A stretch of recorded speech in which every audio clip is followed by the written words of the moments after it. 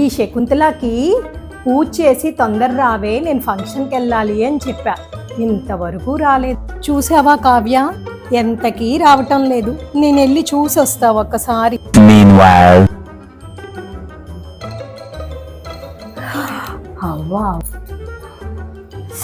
Wow, laddu ready అయిపోయింది. చూసావట్టే కావ్య, దేవుడికి పూజ చేస్తూ లడ్డూలు మినియేచర్లో చేస్తుంది.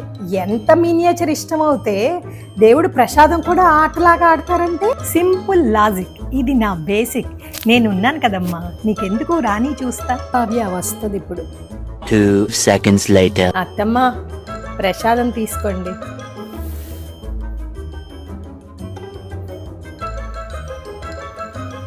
గారు ప్రసాదం. శకుంతల సూపర్. చూసావమ్మా, రంగు, రుచి, వాసన, సైజు అన్నీ ఎంత పర్ఫెక్ట్గా చేసిందో.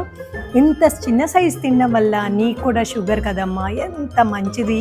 నువ్వు చెప్పింది నిజమేనే కావ్య, దాని తెక్కలో కూడా ఒక లెక్క ఉంది సుమి. నాకు కొంచెం తెక్క ఉంది, కానీ దానికి లెక్క ఉంది. శకుంతల, నువ్వు తిన్నావా ప్రసాదం? తిను. శకుంతల, ఇన్ని పూజలు చేస్తున్నావు కదా, నీకు భక్తి ఎక్కువ కదా, నేను ఒకటి అడుగుతాను చెప్పు. శివుడు పార్వతి ఉన్నప్పుడు శివుడి చేతిలో త్రిశూలం, రాముడు సీత ఉన్నప్పుడు రాముడి చేతిలో బాణం, విష్ణుమూర్తి లక్ష్మీదేవి ఉన్నప్పుడు విష్ణుమూర్తి చేతిలో చక్రం, వీళ్ళందరి చేతిలో ఆయుధాలు ఉన్నాయి కదా. మరి రాధాకృష్ణులు ఉన్నప్పుడు కృష్ణుడి చేతిలో మురళి ఎందుకుంటుంది చెప్పు. మీకు తెలియందే ఉందో దినిగారు, పెళ్ళికి ముందు ఎవరైనా ఇంప్రెస్ చేయడానికి చూస్తారు కదా, అందుకనే కృష్ణుడు ఫ్లూట్ పట్టుకున్నారు. పెళ్ళయిన తర్వాత అందరూ తమ జాగ్రత్తల్లో తమ ఉంటారు కదా, అందుకే వాళ్ళందరూ ఆయుధాలు పట్టుకున్నారు. ఇప్పుడు మీ జనరేషన్కి ఇలా అర్థం అవుతుందా? దాని అర్థం అది కాదే మా తల్లుల్లారా.